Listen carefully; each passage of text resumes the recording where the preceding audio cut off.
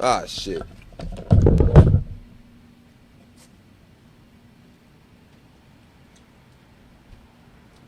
gotta get the book. You can drop the book off.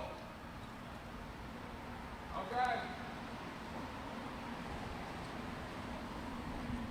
You wouldn't happen to have, if not a notebook, Oh yeah. some scratch paper. Oh yeah. Yeah, of course. Do you want to read now? You want to? I can. Would you mind just filling people in what's going on? Oh with yeah, her? 100%. You want one of these? If, You got a pen on you? no. Oh, I got a pen. Actually, can I put these back? Yep, yeah, you throw them right in there. And then I'll probably go throw my stuff on the charger over here, and I'll probably while you reading, sit up here too and listen. I've been trying to pay attention to this one. I ain't read the last two books we read. I had never read before. Yeah, I just wanted to, I went and read a little bit of the review on it. What'd you think about I it? heard some of the reading. What'd you think? It's interesting. I'm trying to figure out comparing this to Amos and Wilson's, or even Dr. King's talking about the root causes of crime and violence. Yeah. In particular, not just in the African American community, in the American context. Yeah. And how her approach is dealing with the victim and the victimizer and trying to find some healing basically between those. But I don't know how much like I said, I didn't hear how much she deals with the root causes. Okay, systems. To see, okay. Because she's proposing, like you said, a solution, right? Yeah, this is her proposing a solution. She has I missed the very beginning of it, but she has in the part that I came in, she has some type of something worked out with a city where she's an alternative route through the courts. She has something worked out where she gets, people get sent to her through the courts. So like something with the city set up. So she is proposing, solutions. What is it, justice? Yeah. Common justice. Yeah. And me and Antar are just talking right now about the book that we're reading today, which is Until We Reckon: Violence, Mass Incarceration, and a Road to Repair by Danielle Sered. I think I'm pronouncing that right. And this is one of the things we were talking about, the differences in different pieces of literature that we're reading is, and it was something that, and I'll be interested to get your take on this too, is the last two books that we read, Locking Up Our Own and Rise of the Warrior Cop, Militarization of the Police. Both of those, me and Terry spoke and me and Ari spoke, and we both, all three of us sort of agreed that ideologically we don't really think that we line so much up with the people writing the book ideologically, but the things that they are giving information on and the things that they are giving statements on and basically sort of giving you a history of, that's what we were sort of getting the book out of, going to the book for, and to the credit of actually both of those books, they did a good job of not trying to espouse ideology too much onto the book and just really sort of informing you about the militarization of the police through mindset and through tactics and armory and things of that nature. And then to take it back to the Locking Up Our Own book, just really speaking about and using Washington D.C. as a microcosm, but just speaking about how black people in black communities dealt with dealt with trying to eradicate themselves of some of these root cause issues. Thank you. Not in there? Yeah. Was it? Okay.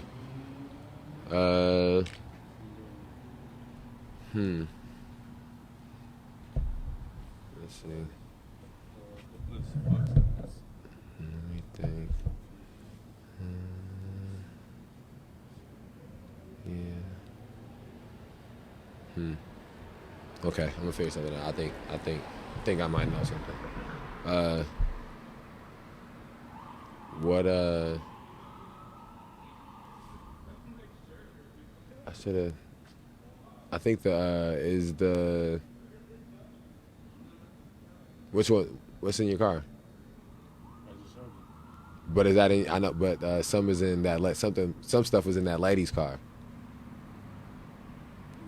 These are all in your car. Damn. Then what's in that lady's car? Dang. I'll figure it out. Yep.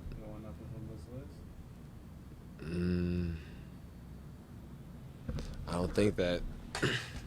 Oh, 1 second. Have any more of those cough drops with you? Man, I definitely do. I gotta figure out where.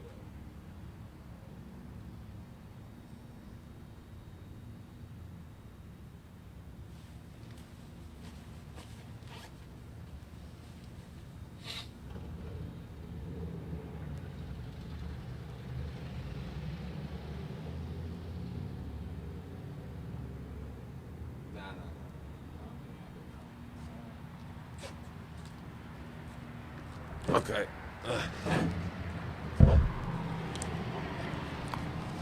All right. So yeah. Sorry, it's a sidebar, but so we were talking how ideologically we sort of don't line up with those. Maybe we don't necessarily line up with those the two writers, but it was very important to hear these issues be looked at in a more narrow, specific viewpoint, as opposed to the new Jim Crow, which is very broad, and the end of policing, which is very broad, and even They Can't Kill Us All, which is sort of broad. But as we get to come into this book, ideologically, we line up much closer to this woman as far as she wants I don't know if she's used the word in any of the passages in the book yet, but she essentially wants a revolution of the system, because she doesn't have any desire for people to be in prison anymore, which whether she uses the word revolution or not, that is revolutionary. That is leading towards the, liberation of black people. Let this motorcycle go by.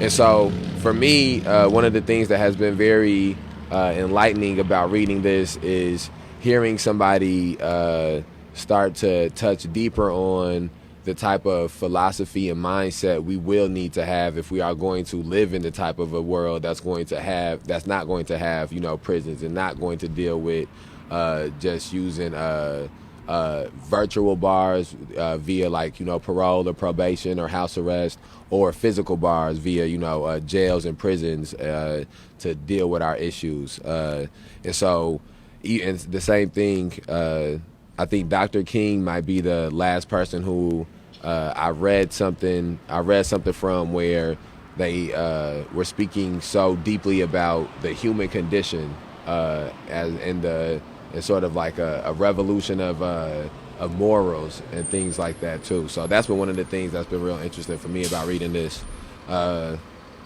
Before I introduce and just go do a rundown, you wanna say anything? Got anything else you want to add?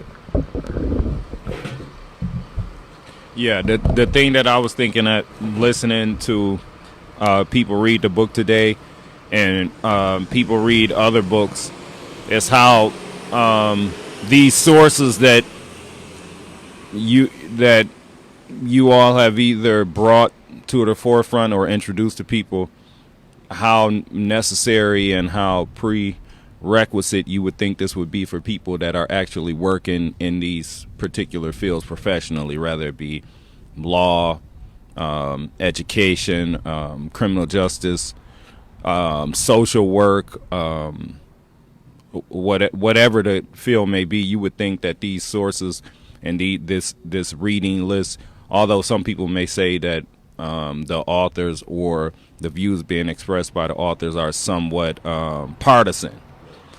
Besides that, or even if these sources are considered partisan, these sources plus the other side, I guess, of the story, the authors or the concepts that would comprise the other side of the story, all of these, I would think that professionals that really want to address these issues, even community organizations, the leaders of community organizations, civil rights organizations, you would think that these sources are on their reading list, or that these are a part of their training or the education. And that's a loaded word, education. We hear that all the time. And, I'm so happy that this platform is here, that this educational platform is here, and meaning education, that people are learning truth and concepts about facts, as you said, data about the situations that are happening in terms of mass incarceration, police terrorism, and things such as that.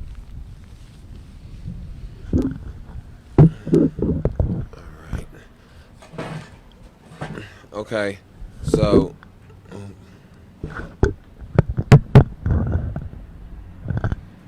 so we are reading Until We Reckon by Danielle Sered, Violence, Mass Incarceration, and a Road to Repair. And just to remind people what it is that we're doing out here, we are currently involved in the ongoing teaching at Say Their Name Square. We're on day 7 of the ongoing teaching at Say Their Name Square. On day 1, we read The New Jim Crow. On day 2, we read The End of Policing. On day 3, we read They Can't Kill Us All. On day 4, we went through and we read Asada, an autobiography. On day 5, I had all the books lined up here. It was easier for me to run down all of them. I can't remember what day 5 was, but day 6 we read Rise of the Warrior Cop, and now here we are on day 7 reading Until We Reckon. And again, what we've been trying to do is be able to read some of these things and then try to incorporate them into the issues that we're facing in Rockford right now and the issues that we're facing in 2021. A lot of these books were written prior to this exact moment in time, and so I think it's very enlightening for us to read these things and then try to think about which of these things that were written in 1990 or in 2005, or that's drawing back to 1960 or drawing back to 1950, and how similar they look to the issues that we're facing today. And so that's the overall theme this week has been police terrorism and mass incarceration.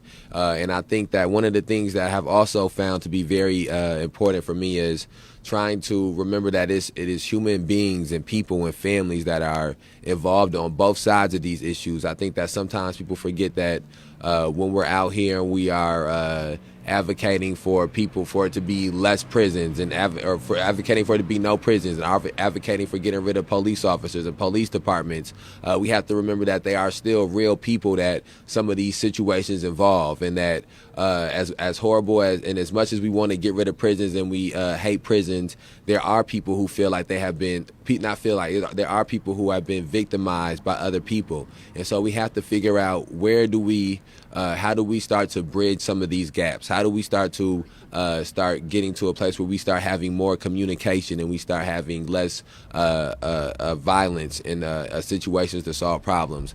And part of doing that involves empathy. And empathy is something that can be used. Empathy is something that we need every day and can be used regularly. And it's one of those things that the more that you use empathy, the more you tap into your empathy, in my opinion, the easier it is for you to tap into it, the easier it is for you to use it. You know, it almost becomes second nature.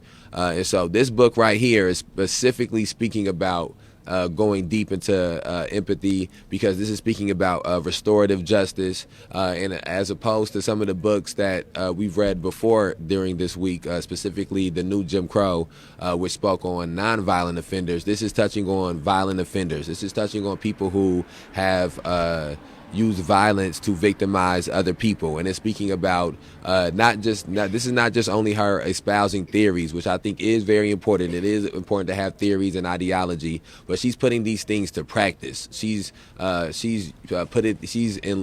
enacting these things, and then she's telling you how some of these things look once they've been enacted, how some of these things look once they've been done in real life and applied. And so I think in multiple chapters, she breaks down things by like 4 different pieces and 4 different steps. She's very detailed. To me, it's very it's very human. It reminds you that it's human beings involved in all of these things. I think that sometimes we can get so many numbers and so many stats, and that it starts to almost, just seem, as they just start to become nothing but numbers, and you start forgetting that it is people that's involved in these things. And so we are on chapter 5. We're on chapter 5 for anybody that's also reading at home or reading later and then catching back up. We're going to have Antar pick up and read here. We are on page 164 of Until We Reckon. This is Policy and Power. All right, I'm finna pass it over. Remember, if y'all online on Facebook, make sure that y'all share this. I'm gonna go pin it to the top of the May 30th Alliance page. Share this and comment. And all right, here we go. Oh yeah, right there. Before you leave, Leslie, I wanted to say, I did go and read some of the information and reviews about this book, and a little bit from the earlier chapters. And one of the things that it said that reminded me of Rockford, and I know you want us to relate this information to what's happening in Rockford, and to also utilize this information for strategies to eradicate the problem. I have been to court for murder trials in which someone I knew was on trial for murder, and just the way that the court proceedings were set up, the victim's family was on one side and the defendant's family or whatever was on the other side. And just the way, and as she talked about, she told a story, the author told a story about the mother of a victim. She talked to the mother of the victim after the perpetrator of the crime or the murder had been found guilty to a lot of years in prison, and they asked, did that give you relief, or did that bring closure? And the mother said for the first 4 hours, but after a while things went right back to the nightmares, the fact that the victimizer being sent to prison for an excessive amount of time, that didn't really bring closure. And I've, seen and followed cases locally and seen families rejoicing after the verdict of guilty was found or whatever. And I always wondered, did that really bring closure? And then I even saw another thing. I was like, man, these court proceedings could actually instigate wars in the street, because I saw the family, the person I was in court with, they were found innocent. And the family walked out the courtroom crying and sobbing, and that was it. And I was like, hold on, this is going to be carried into the streets. Right. There has to be a better way where the two sides, because I had nothing, I felt empathy. I was wanting to cry with the victim side, because no evidence of, any further investigation into, what actually happened. But that being said, that's sort of how was sort of my introduction to the book a little bit. So where are we? We're on one right here, top of 184. All right. I'm just going to plug some stuff into the outlet, but I'm going to be right here. I'm going to be trying to pay attention. Okay, I brought my pen and my notepad. Yeah, that's good. Take some notes. We've been coming across some new words, and I think we've been glossing over the new words. You're right. Maybe we got a bad habit. I've been saying it. New concepts. Maybe we can give them and people can look them up and put them on the comments or something. Right. Okay. All right. Here we go. This shift is not unthinkable, and in some places it is underway. For instance, law enforcement leaders to reduce crime and incarceration, a group of more than 150 current and former law enforcement leaders, mental health and drug treatment, of reducing the overuse of incarceration in places including Illinois, Florida, and Texas. In 2018, Eric Gonzalez was elected Brooklyn District Attorney with a and expansion of District Attorney Kenneth Thompson's progressive legacy. Larry Krasner, a well-known civil rights attorney and public defender, was elected District Attorney of Philadelphia on an unapologetic reform platform that same year. And a number of new candidates are right behind them. This new wave of candidates stands to have a transformative effect on criminal justice practice and policy. In recent years, 85% of prosecutor elections went uncontested. This means that the actors with the most power in the criminal justice system are rarely held to account by their constituents. The increasing momentum around attention to elections of prosecutors suggests that these types of candidates and these types of victories are positioned to become far more common and to redefine the justice landscape in America. Okay, so something, maybe it was discussed in earlier pages, some has triggered politicians to be more progressive in their stance or their agendas in terms of crime and punishment, is what I'm getting out of this. Crucially, prosecutors will not act better in office simply because they are better people or even because they hold better beliefs. They will act better when their constituents make different demands of them.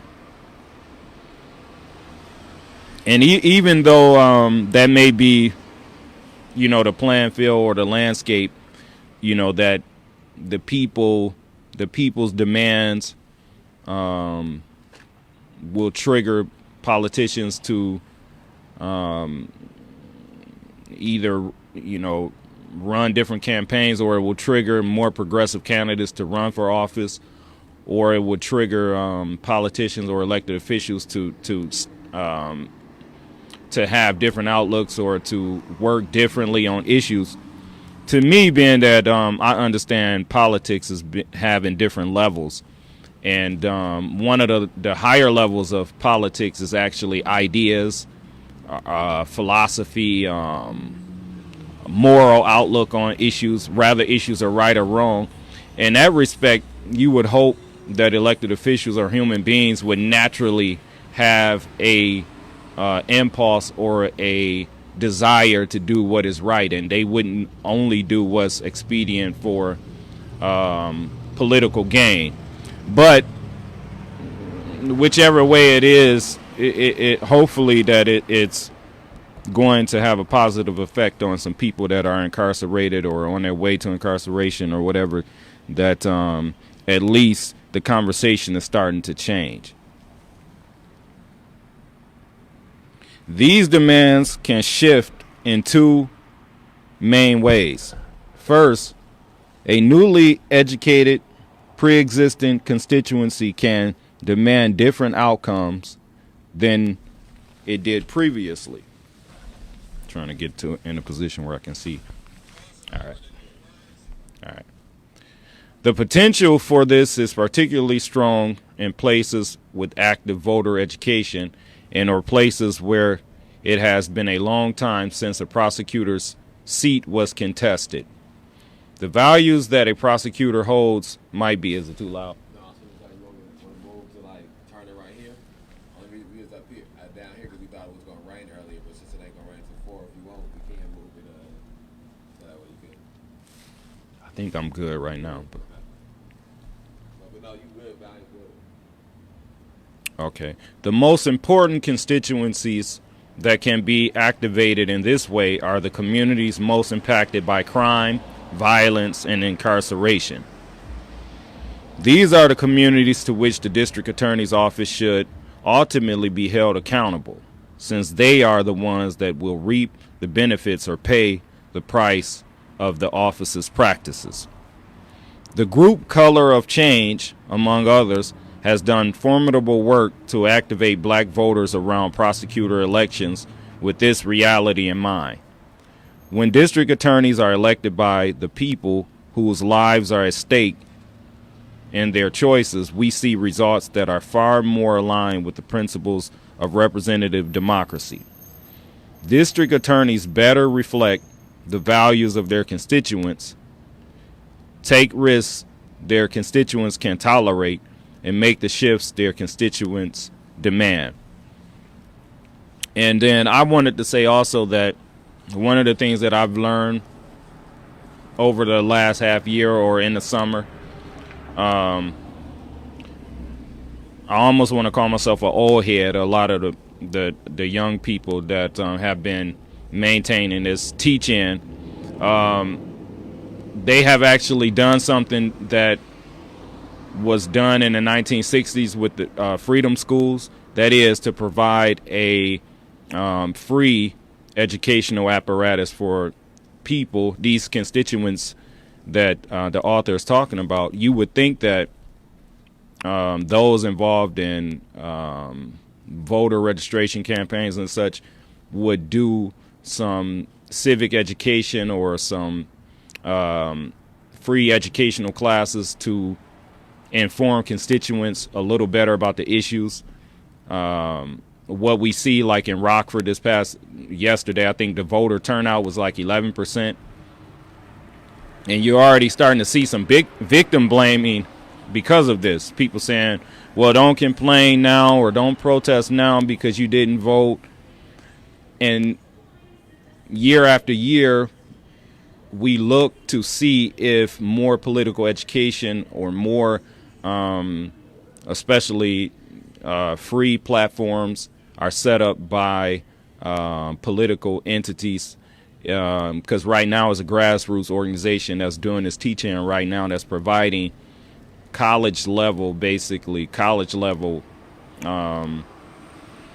college type of information or educational materials for the community free of charge. And I was saying the thing that I learned is that we have a new crop of young people, and I'm going to say their names because, of course, we know these organizations, individuals aren't clout chasing, but Mutual Aid, 815, Youth Abolitionists, and May 30th Alliance have started to demonstrate that you can give to the community free of charge without trying to brand yourself, without trying to receive brand recognition or and I had to learn this myself. Like I said, I'm shouting out those organizations, and I know they're doing these things.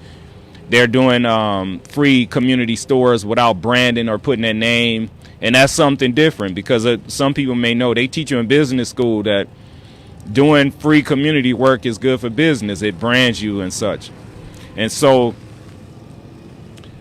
shout out to those entities that are doing that work and actually creating a different model that I hope that more community organizations in Rockford and beyond learn from. You know, community activity, non-for-profit activities aren't to brand your name or your organization, but it's to just, do that work for the community, and that's what's been done here.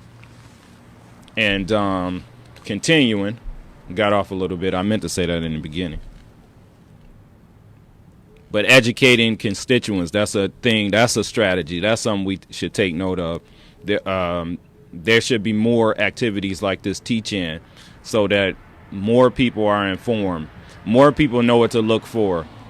More people know when laws are being broken or when certain things are out of whack. Because right now, I think a majority of people are just uninformed about the issues. This shift in accountability changes practices.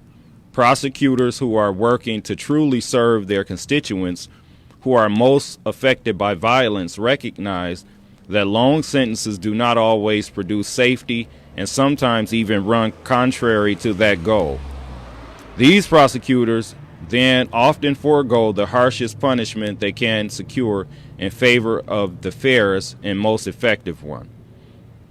They rely heavily on proven alternative to incarceration programs, favor probation or conditional discharges over prison sentences when it is safe to do so, respond to victims' requests for restorative justice processes, support measures to meet young adults with developmentally appropriate interventions, and do not always seek the maximum penalty. These prosecutors are more likely to develop fair and reasonable practices regarding bail and charging decisions, commit to transparency, shift their internal and external measures of success as to incentivize different behavior, seek to reduce collateral consequences of convictions whenever possible, including those related to immigration, and hold themselves accountable to the communities harmed by crime, violence, and incarceration. When they reorient their standard practice in this way, these prosecutors can play a leading role in ending the overuse of incarceration as a response to violence. This matters profoundly in our local jurisdictions, but it can also have an impact on policy more broadly. Where was I? Policy more broadly. Okay. District attorney associations typically play an active and influential role in the state capitol, and prosecutors who take different positions on legislation, even if that means that the group expresses multiple conflicting positions rather than one unified draconian one, could dramatically accelerate the pace of legislative change across the country. The recent elections of progressive prosecutors have also demonstrated how deeply people care when they are fully informed about their local prosecutors. Okay, did we hear that? Let me read that again. The recent elections of progressive prosecutors have also demonstrated how deeply people care. Already today I've seen on social media people saying that the people don't care. They shouldn't complain. Now only 11% showed up. How informed are these people? Whose responsibility is it to inform?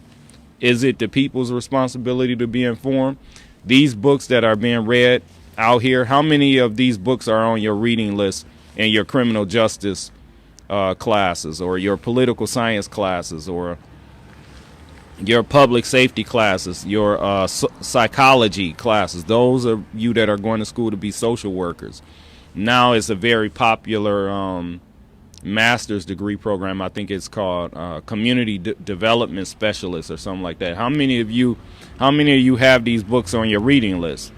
So who people, some people, they try to be informed. If it wasn't, these sources aren't mainstream sources necessarily. I know some of this book is a award-winning book, so this one definitely you would think would be on some reading lists for people that are going to be sent into the community to do these jobs, or the constituents, the everyday people that are expected to be informed about the people that they're voting for policies that they're voting on.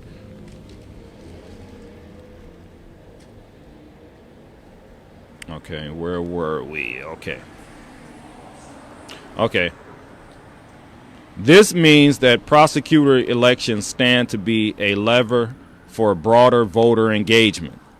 There are undoubtedly jurisdictions where people are relatively indifferent about their senator, but care deeply about the DA who sets bail in their case, who arrested a loved one in front of their children, who overcharged their friend for an honest mistake. When people come out in support of progressive candidates, they are likely to also support other progressive candidates on the ballot, including the senators they might not have otherwise bothered to come vote for. As we consider the contested terrain in elections throughout the country, the potential for these races to activate an engaged constituency should not be underestimated or underutilized.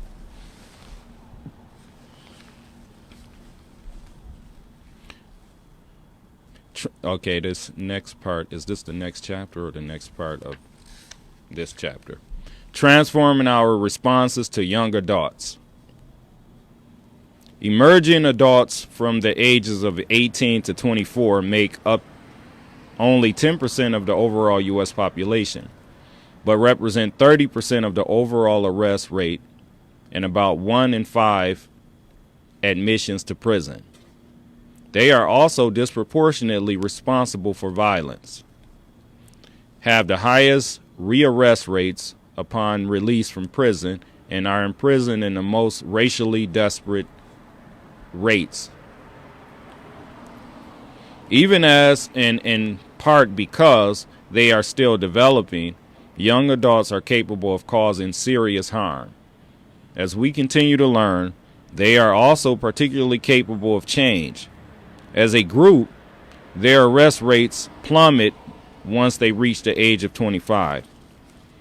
Our challenge then is to identify strategies that increase the likelihood of positive transformation. Much of the recent research on adolescent development, largely from developmental psychology and brain science, has taught us what most parents of adolescents already surmised. Adolescents are still growing up, and their capacities for consequential thinking and impulse control in particular are still in development until they are 24 years old. These findings have led to calls for mercy for young adults who cause harm and have influenced Supreme Court decisions about sentencing young people who commit crimes. I always found it interesting when I found out that in India, the country of India, no child, no youth, no matter what the crime, can be tried as an adult or sentenced as an adult until the age of 24. Okay.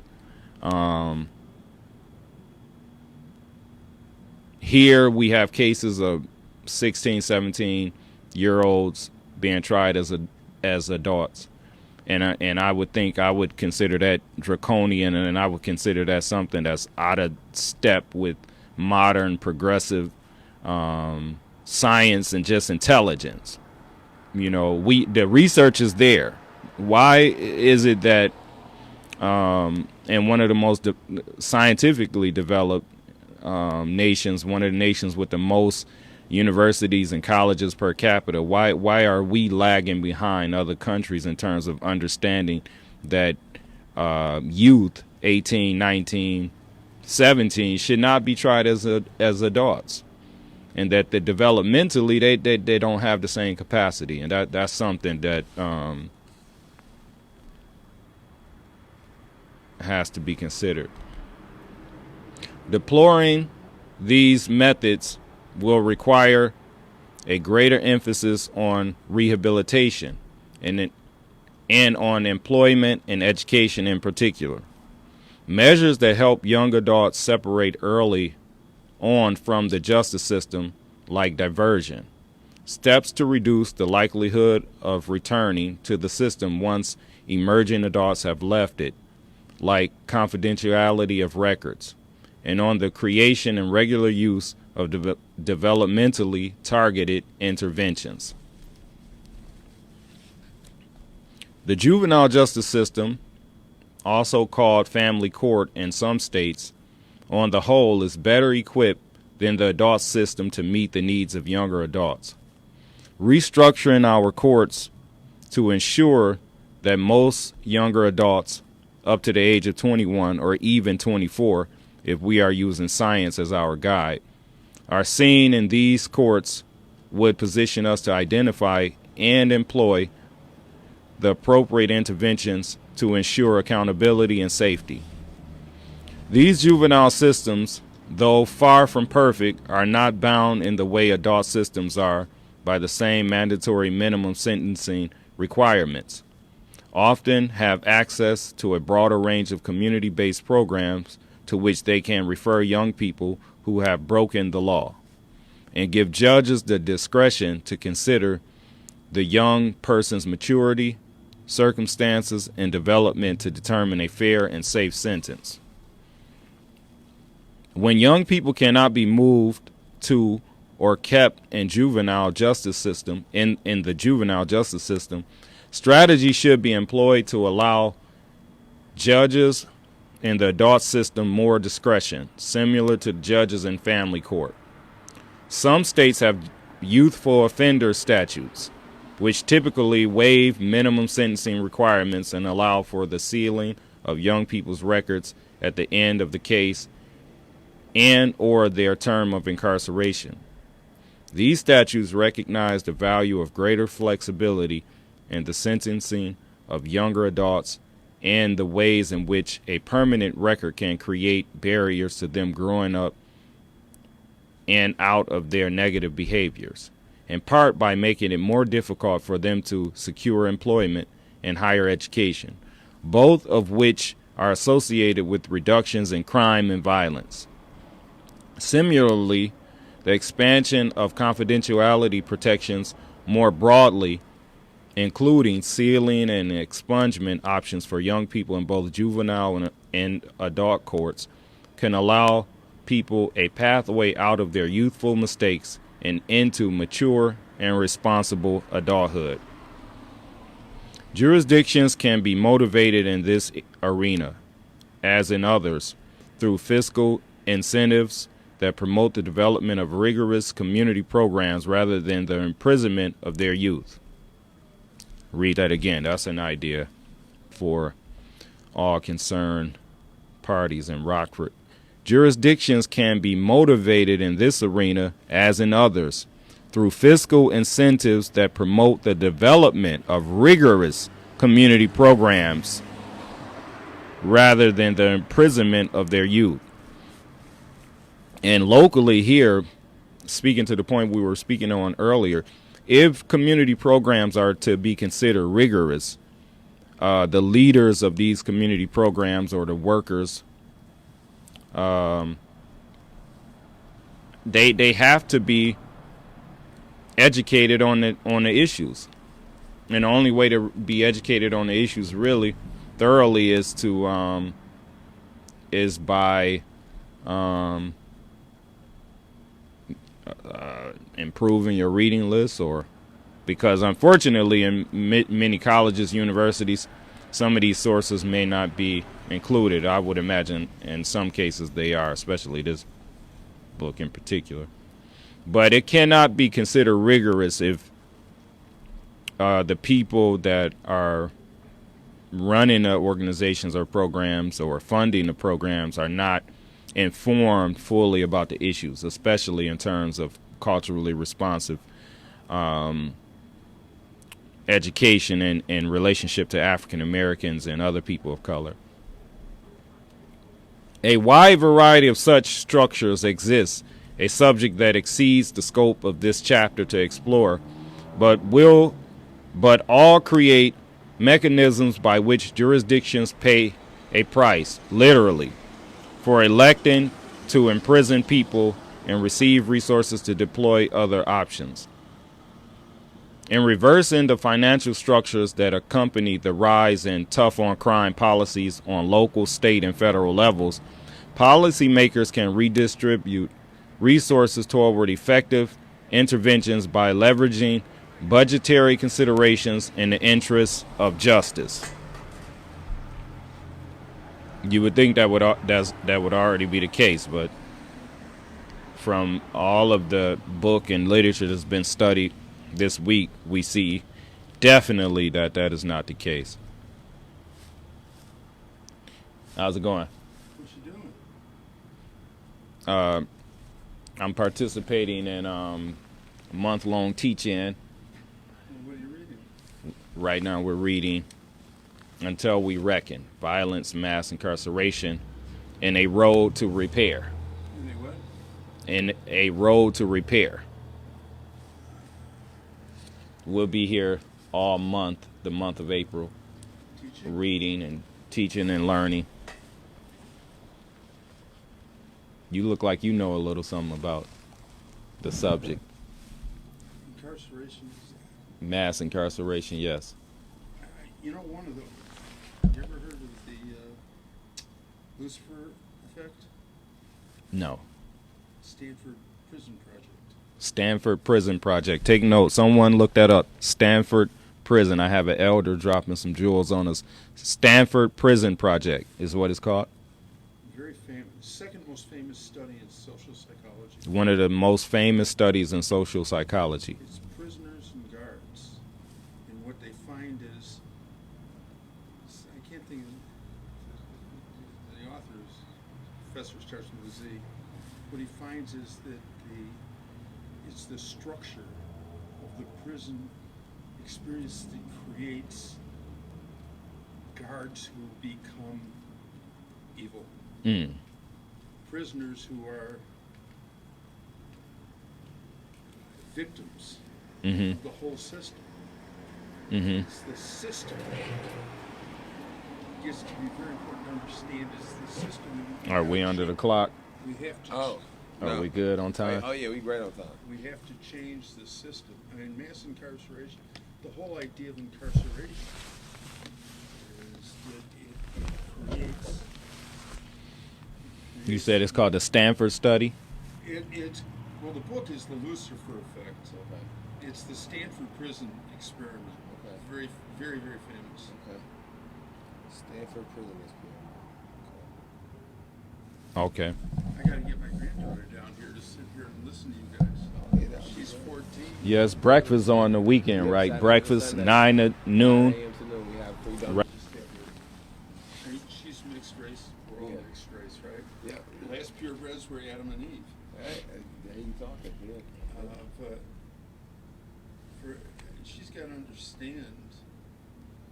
She has to understand her tribe, her history.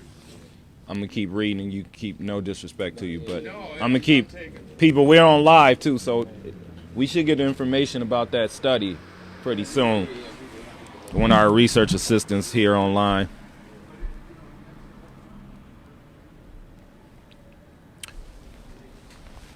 Leslie. Yes. I'm sorry. Okay, I got to get home. Yeah, take it easy. We'll see you. We'll be here. Yes, sir. I think that is that the reporter Susan. She wanted to come in on a live via. I don't know if we have that technology or not. Okay.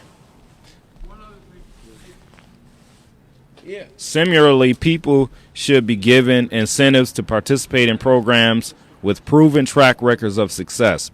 Exactly. People should be given incentives to participate in programs with proven track records of success. That's one of the issues we have, not just locally, nationally, that organizations and entities that have proven records of failure are still allowed to run programs, school districts, school systems, governmental agencies and programs, mental health facilities, youth service programs, organizations with no track record of success.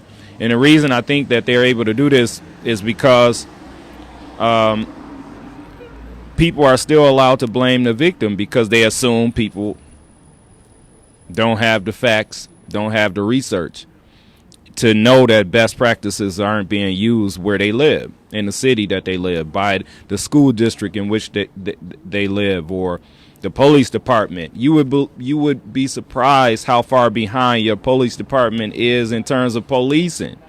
Not to mention the fact that some places have already did away with what we know as policing and have already started to try to reframe that framework.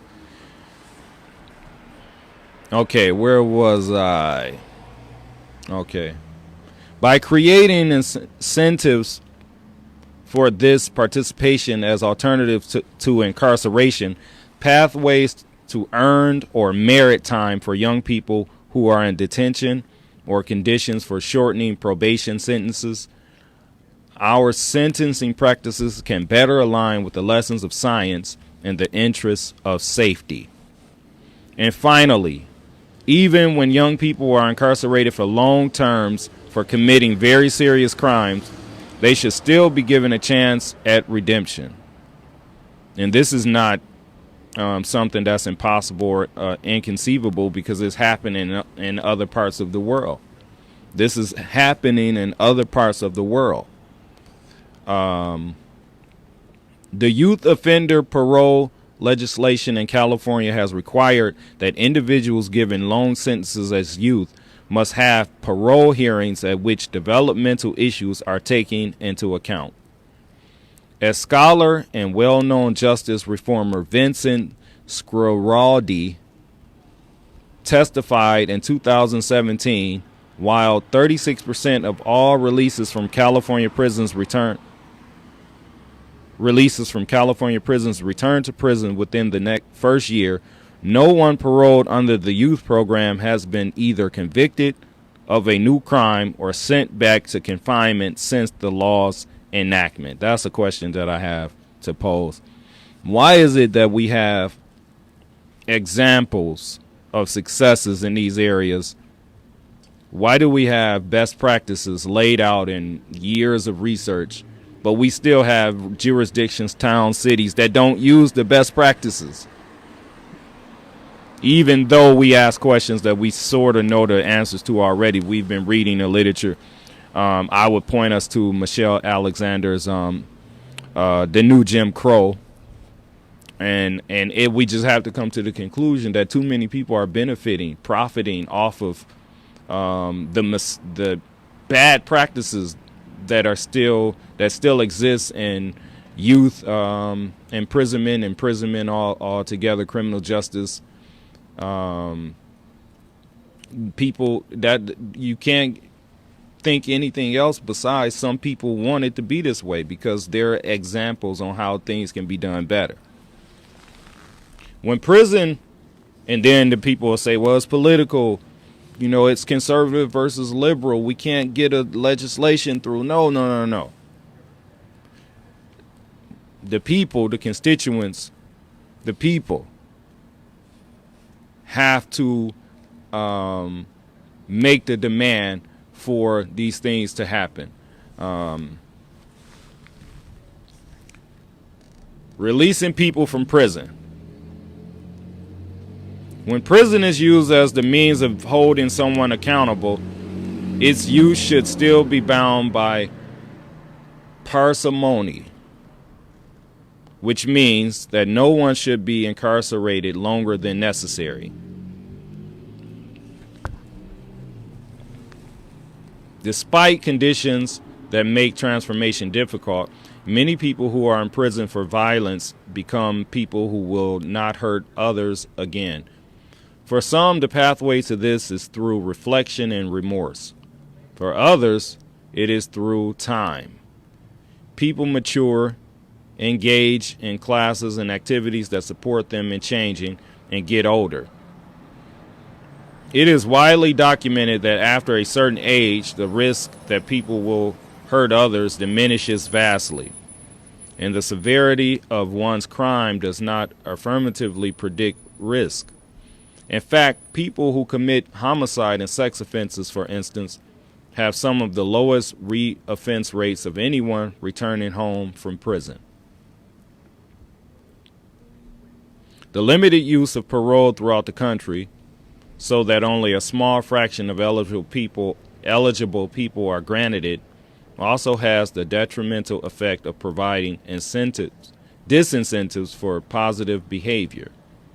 Given that the promise of parole is a primary vehicle in prisons to reward people for engaging in constructive activities and refraining from violence, pragmatism and fairness therefore point to the value of providing people with real opportunities for parole based on their actions while incarcerated and a current assessment of their risk to others. Although many parole boards also attempt to gauge subjectively whether someone expresses adequate responsibility for past actions, in addition to objective measures of the person's behavior while incarcerated, it is extraordinarily hard to do that effectively. Even in the context of intimate relationships, it can be hard to tell the degree to which someone truly feels remorse. It is unrealistic to expect a group of strangers in a high-pressure context to make such a nuanced discernment over the course of an hour or two, or in some cases, as few as 10 or 15 minutes. Parole should therefore be more focused on actions than impressions or remorse, And it is also important to have other mechanisms for early release, including earned time, good time, and merit time, to further encourage positive change.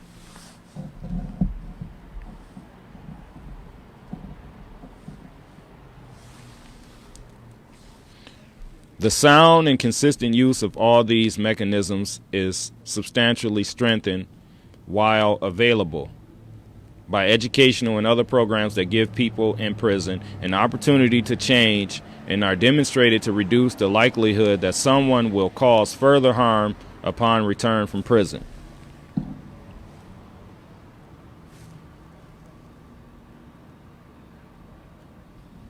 Okay, so the Stanford Prison Experiment by Philip Zimbardo. It's a film. There's a film or a movie about it. Thank you for that, Mr. Middleton. We appreciate it.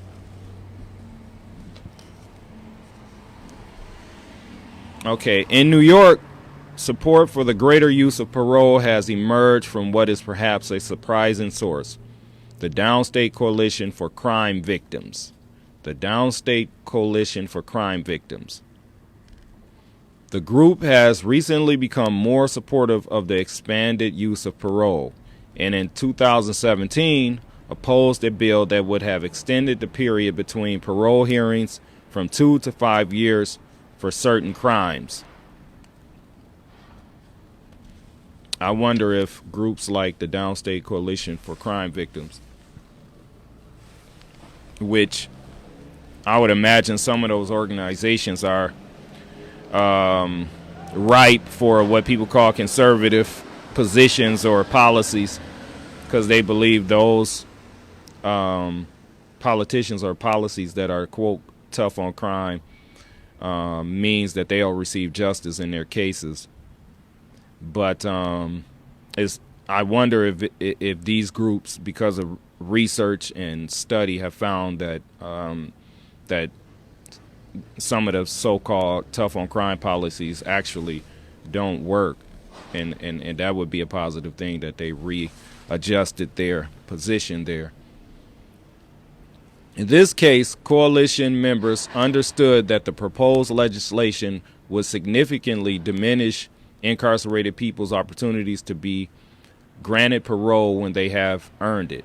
As such, it risks subjecting incarcerated people to unnecessarily lengthy terms of imprisonment, even when they had met the standards for release consistent with their court-imposed sentences and with the judgment of the parole board. This was particularly worrisome to the group, given the number of incarcerated people who are themselves crime survivors and the prevalence of sexual violence in prisons.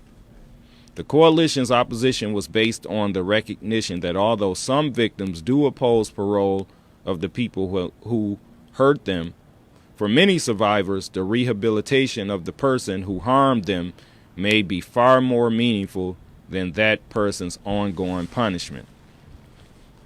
And the granting of parole can serve as a marker of that change.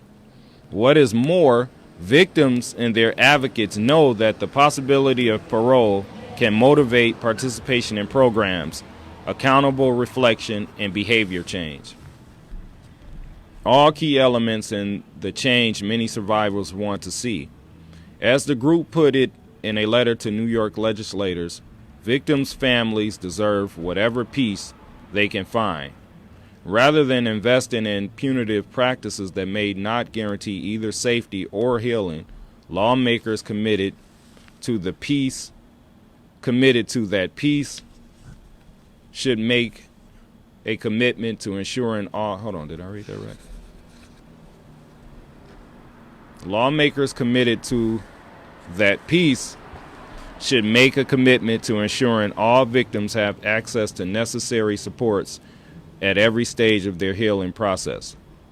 When we no longer treat incarceration as a victim service, it frees us up to make both sounder decisions about people's release from prison and sounder investments in survivors' healing.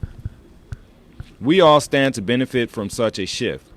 In thinking about safety on a community level, it is crucial to remember that people who have transformed are assets to society, and we lose their contributions when they remain incarcerated. So granting parole is not only about assuming a responsible risk and consenting to a person's release, it is also about bringing an asset back into the community. Someone who stands to contribute to a larger social fabric of well-being through their participation, their relationships, their accountability, and their healing. All right, I don't think this is a new chapter, but part of the chapter. Reducing collateral consequences. And let's learn about reducing collateral consequences. In 2014, between 70 million and 100 million people in the United States, or 1/3 of the adult population, had criminal records. And a full 13 million people, or 6% of its adults, had felony convictions. Felony convictions result in more than just sentences to incarceration, probation, and or parole. They also come with a host of additional restrictions or collateral consequences. The reach of these collateral consequences is vast, and depending on the nature of a person's conviction and the place where it occurred, they can include denials of public housing, limitations of parental rights, and access to child support, exclusions from the job market, restrictions on access to welfare benefits, including food stamps, barriers to higher education, increases in deportation, and disenfranchisement. In addition to exclusion from public and Section 8 housing, many people with convictions also face discriminatory practices in the private housing market, which either denies them housing or forces them to pay above market rates for substandard living conditions. Compounding the impact of locking people into long-term housing instability, these laws also make it more difficult for people with convictions to keep their families intact. Some state and federal statutes allows the termination of the parental rights of people convicted of felonies. Wow. Some state and federal statutes allow the termination of the parental rights of people convicted of felonies. Others disallow the approval of people with certain convictions as foster and adoptive parents. And others create barriers to formerly incarcerated and convicted people's access to child support. Despite the benefits that would arise from formerly incarcerated and convicted people being able to support themselves and contribute to the tax base, statutes across the country put up substantial barriers to gainful employment. Some laws bar people with convictions entirely from jobs as teachers, child care professionals, and even barbers or morticians. For others, the exclusion comes due to the proliferation of background checks that are regularly deployed, both legally and illegally, as a reason to deny employment to people with convictions. The national movement to ban the box, arising from a range of campaigns and advocacy, most notably the leadership of Dorsey Nunn and the organization All of Us or None, aims to limit an employer's ability to discriminate based on people's criminal history by restricting when the employer can ask questions about criminal convictions and how they can use information gained through background checks. Far-reaching though these efforts are, they still leave most of the job market rife with inequality, inequity, and untouched by anti-discrimination regulation. For people who aim to overcome these barriers through education, doors close there too. The Higher Education Act of 1998 suspends eligibility for a student loan or other financial assistance for people convicted of certain offenses.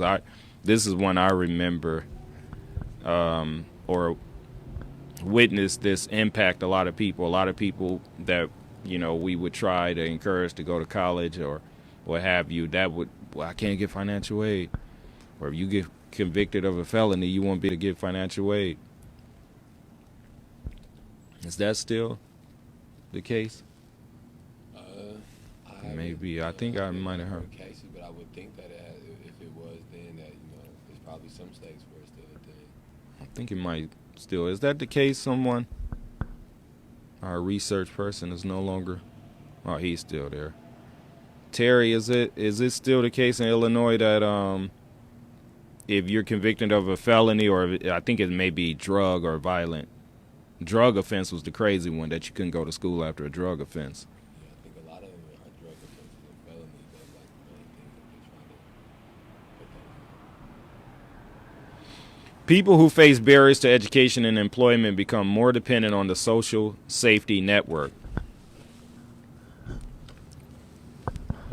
But our practices also limit access to that for people with convictions.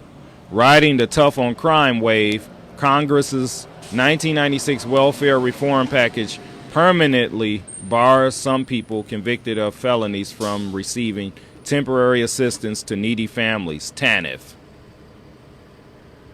Although states may opt out of the lifetime ban, 37 states either fully or partially enforce the TANF ban, still imposing substantial restrictions on people's access to welfare and even food stamps. The number, reach, and restrictions associated with sex offender registries skyrocketed at the same time. For people who are not U.S. citizens, the consequences of convictions or even arrests can include deportation. In our current environment of heightened, overt anti-immigrant sentiment, these laws, including the Immigration Reform and Control Act of 1986 and the Illegal Immigration Reform and Immigrant Responsibility Act of 1996, are being deployed to remove thousands of people from their homes and families. Even those who have been home from prison for years or even decades. This intersection with immigration law promises to be among the most devastating and contested terrains in the criminal justice arena in the years to come.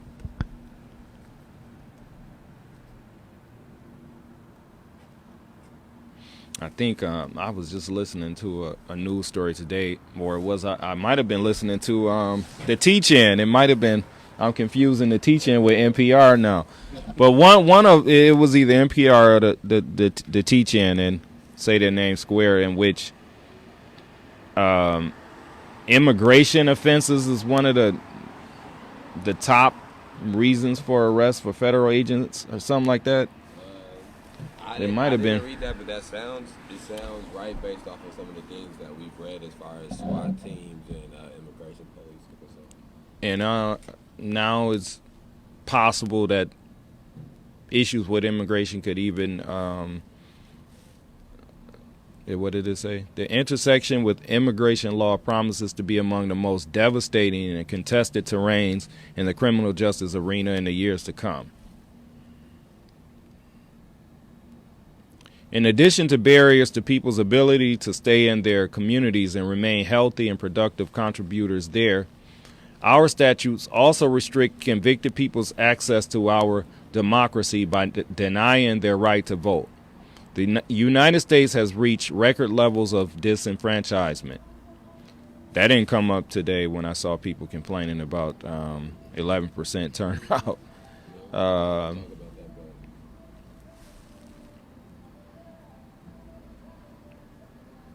Even though I like what someone said, one person's comment to the complaints about the turnout was that 67% that opted out of the election is a quiet protest, and that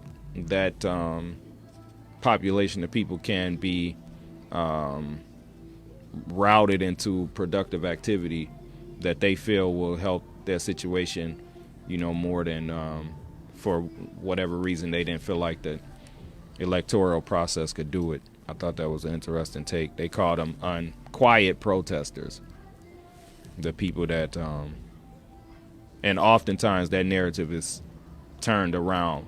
Or they're too lazy, or they at home smoking weed, so they forgot to go vote. No, stop telling that lie. Most of the people know what they're doing. They don't feel engaged. They don't feel informed. And it's a form of a protest. That's the reality, whether it's conscious or unconscious. It's not they were too lazy, and that was really brought to the forefront over the summer. Many young people spent days outside protesting in Portland, New York.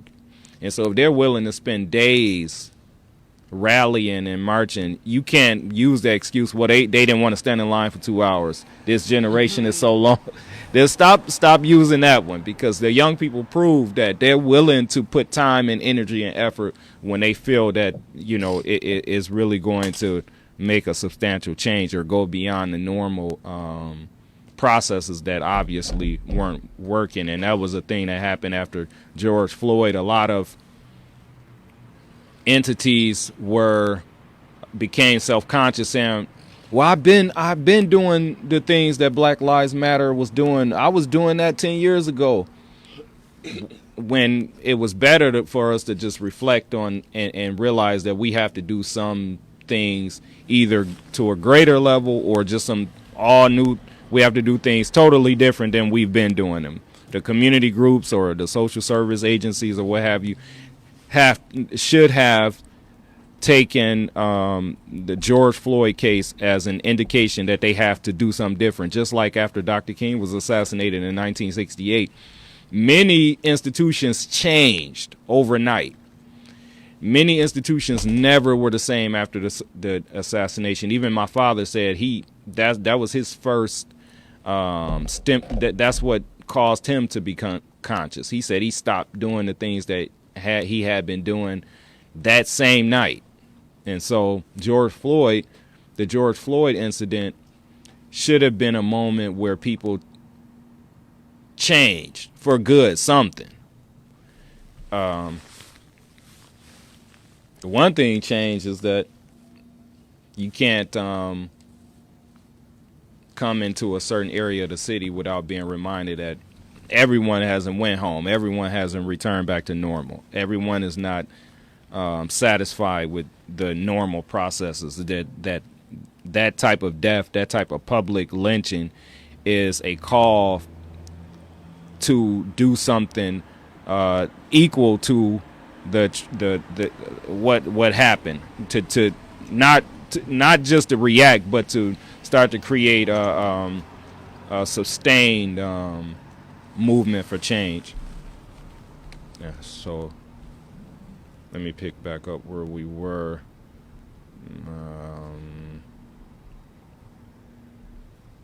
All right.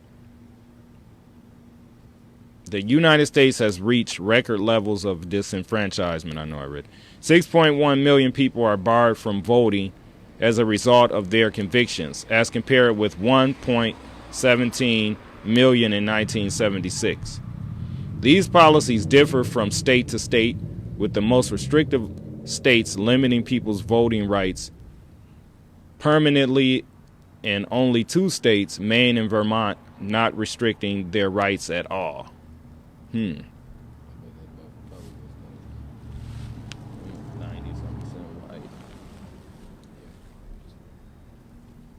But Maine and Vermont, interestingly enough, in terms of the organic food or the plant-based, in terms of sustainability movements, Maine and Vermont are like hot spots. So interestingly, they're creating like a low-key Amsterdam or Switzerland in some of those areas, and it is those places where the decriminalization of marijuana would happen first, or all of these different things. But the impact of these policies is not evenly distributed and affects communities of color disproportionately. According to the Sentencing Project, 1 in every 13 black adults cannot vote as the result of a felony conviction. And in 4 states, Florida, Kentucky, Tennessee, and Virginia, more than 1 in 5 black adults is disenfranchised. That looked like the top 4 like football teams in the country. Florida, Kentucky. I said that's one form of protest. Those names should not be across your jersey or your football, especially Kentucky after Breonna Taylor.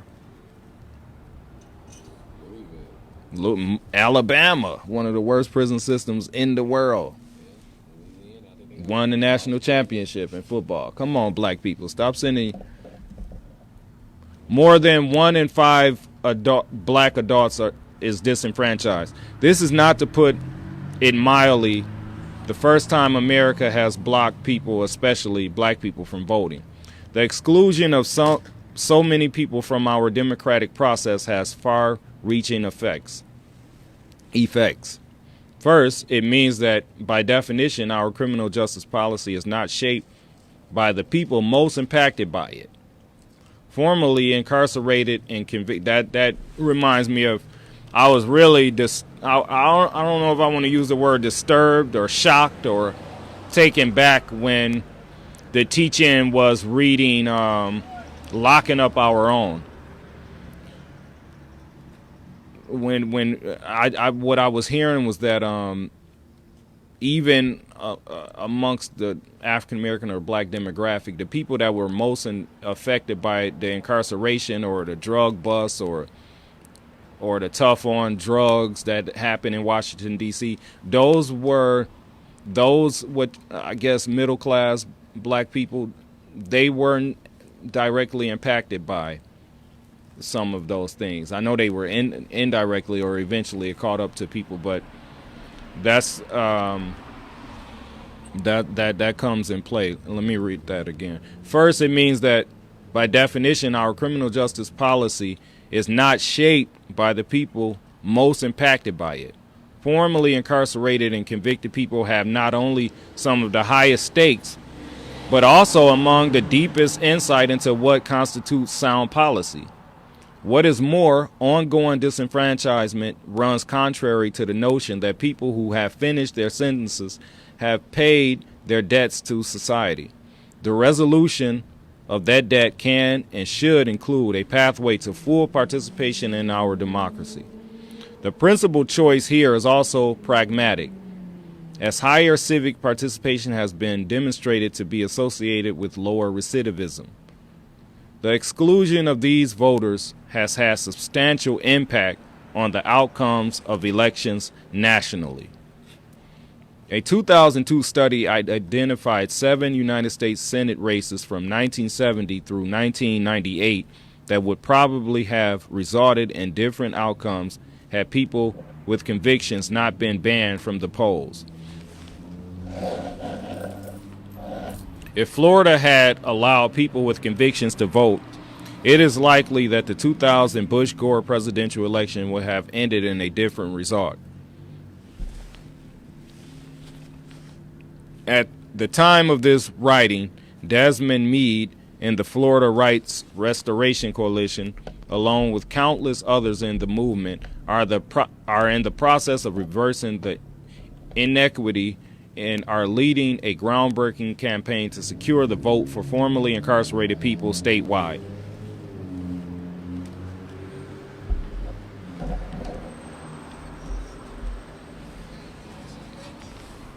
These efforts are right and winnable.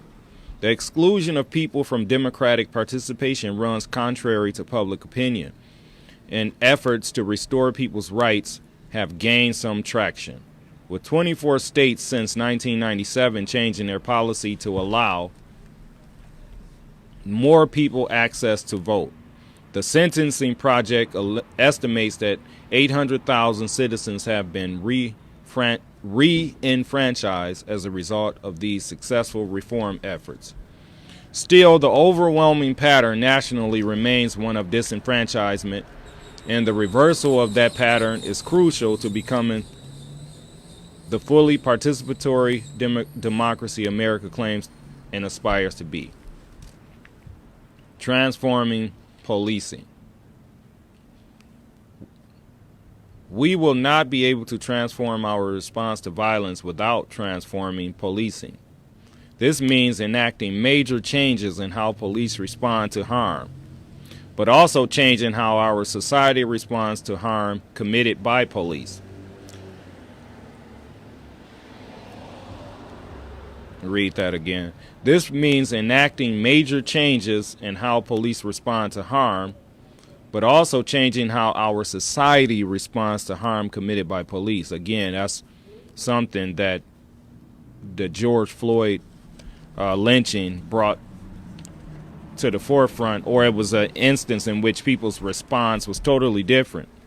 I don't know how unexpected that response was, but as we said, we want to keep that going. We want to keep that response, letting people know that we have to change our response to the harm when police harm people in a community. It can't be a business as usual response. It can't simply be a electoral politic response. It can't simply be a conservative versus liberal response. It has to be a response that is reflective of someone being lynched on video. That responds, and it has to. We have to change that. We have to respond with more empathy, more humanity, more humanity. We have to put ourselves aside, and that's what the demonstration here at Say Their Name Square is a demonstration of putting yourself aside because another human being being lynched on video or without the video, or someone being beat until their eyes are closed, or a young man being beat until his vision will no longer be the same, and we get no reaction.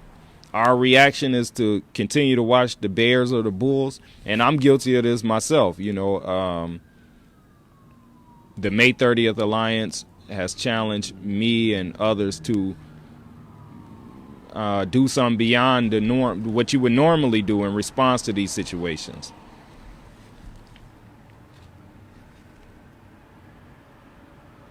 Okay. Poor communities and communities of color in particular suffer from a combination of over-policing and under-protection. Over-policing and under-protection. And that's something, I guess, bringing up the book again, locking up our own, I would imagine that African-American politicians, African-American community workers, or I think I may have been in Chicago, living in Chicago at the time, and I know that the sort of the paradox that the black community is in terms of wanting to be safe, but understanding that the police are not necessarily a positive intervention in situations. And this is historical. People want to be safe. They don't want muggings and shootings happening in their neighborhood. But I remember my auntie in Chicago. She lived on a block that was pretty hot. It was dominated by one particular street tribe. And my auntie, well, it was some brothers that wasn't from the street tribe that was normally on her street. They had moved into a house across the street, were selling drugs in a house across the street. So some people in the neighborhood decided to call the police to tell them that, you know, a drug house was set up across the street by some outsiders and that it would definitely lead to some type of violent altercation. Some kind of way the word got back to the young man that had set up the drug house across the street. Exactly who told the police, you know, so that's the type of paradoxical situation, you know, and some people on the street, their house was shot up, you know, and so so when people say, the black community have this thing where they don't tell the police, is a lot to that. You know, that shouldn't be oversimplified.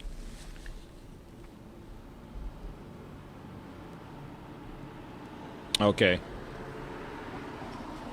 Wherever this disconnect occurs, it is devastating to any sense of legitimacy a community might have about its law enforcement, as these police practices betray a serious misalignment with community priorities and can engender a sense of deep disregard on the part of law enforcement for the lives of residents.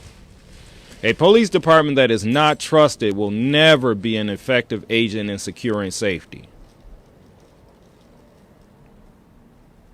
Police depend on the cooperation of witnesses and victims, particularly in cases of serious harm, and a divestment in the outcomes of policing on the part of those whose lives are at stake makes it impossible for law enforcement to make the contributions to safety that everyone deserves.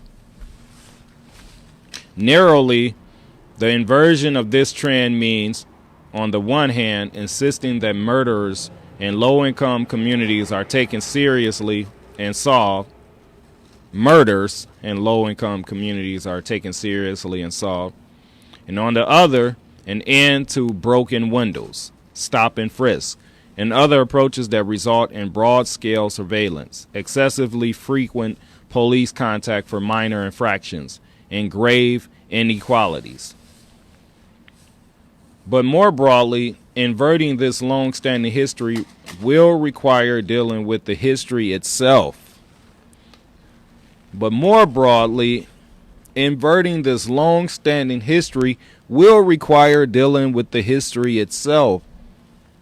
It's the same thing with the African American community and other communities about the COVID vaccine.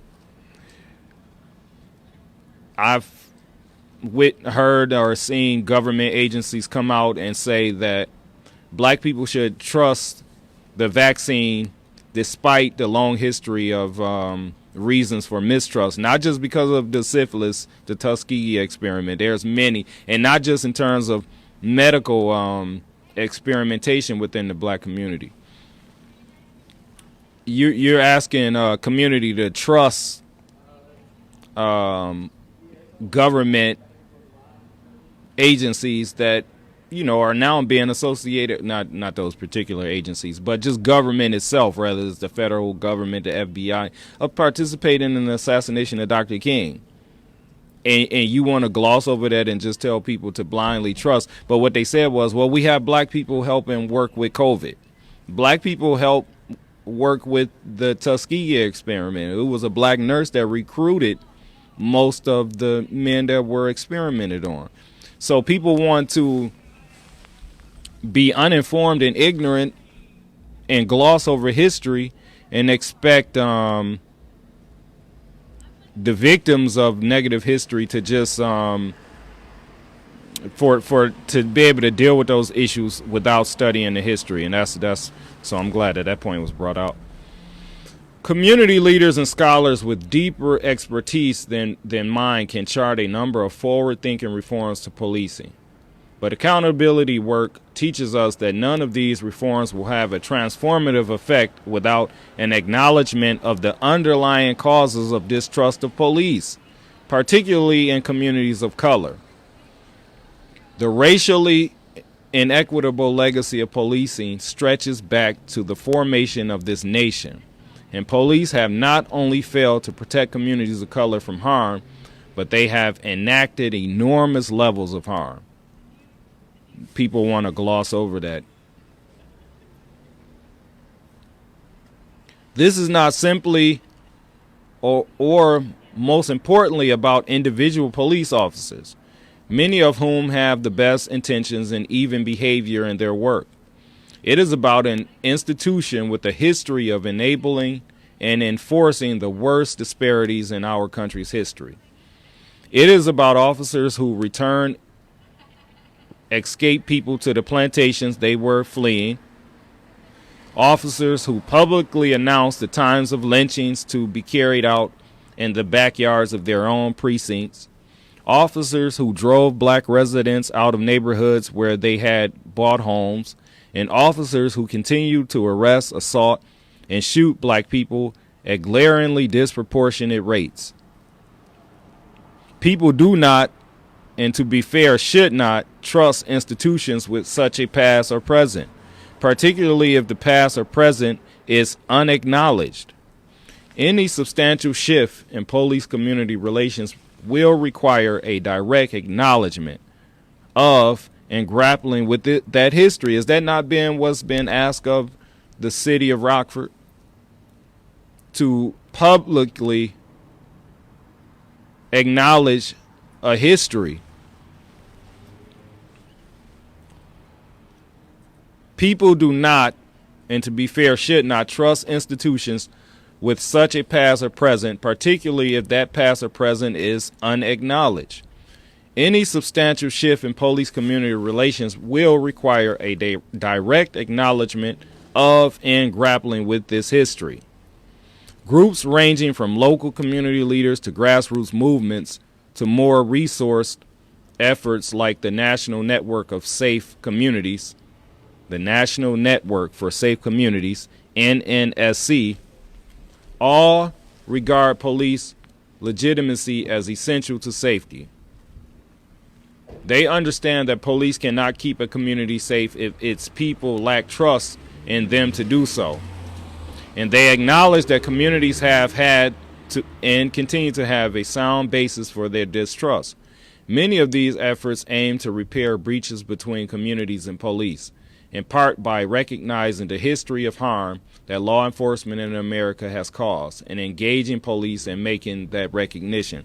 And that's why we've said when we see the police department itself or community organizations either seeming to believe or unconsciously signaling that they believe just taking pictures with black children or handing out popsicles or things like that is substantial to build the type of trust that's necessary for entities to have a positive relationship without acknowledging that there's a history of abuse.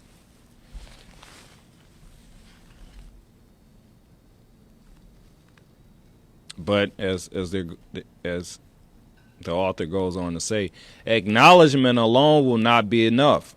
There will also have to be a shift in power. Creating stronger mechanisms for community control and oversight over law enforcement will demonstrate the seriousness of a police department's commitment to admitting past harms and ending current and future ones. The value of civilian oversight of police is widely recognized by parties across the political spectrum.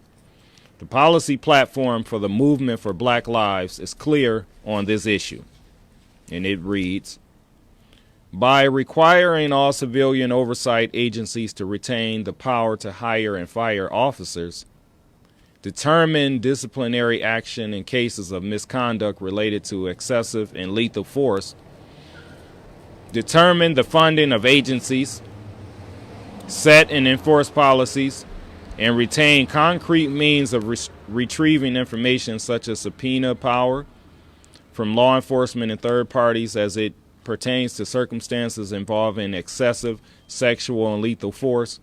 Communities will be able to significantly reduce the number of black people impacted by police violence.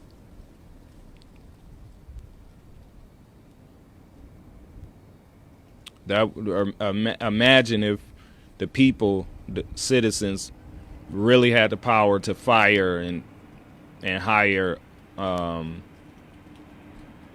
police officers or determine their funding or determine certain agencies, not just police, but other state-sanctioned agencies, or if the people themselves, even in education in Chicago, they have local school councils in which the local school council, which is supposed to be made up of community, neighborhood residents, and community leaders, they can actually hire and fire the principals. Imagine that type of power in the hands of the community members in Rockford. The collaborative development of functional mechanisms to ensure true accountability by police officers who commit harm will be an essential dimension of changing communities' relationships with the people who police them. Impunity guts legitimacy. And so any effort to bolster the legitimacy of law enforcement will require that its members be held to at least as high a standard of behavior as that of the people they are authorized to police. You notice the rain? You ready to, should we end it? No, you go ahead and keep going. If you good, we'll keep it going. I'm going to just slowly, Okay, let me throw on my hoodie. It's raining.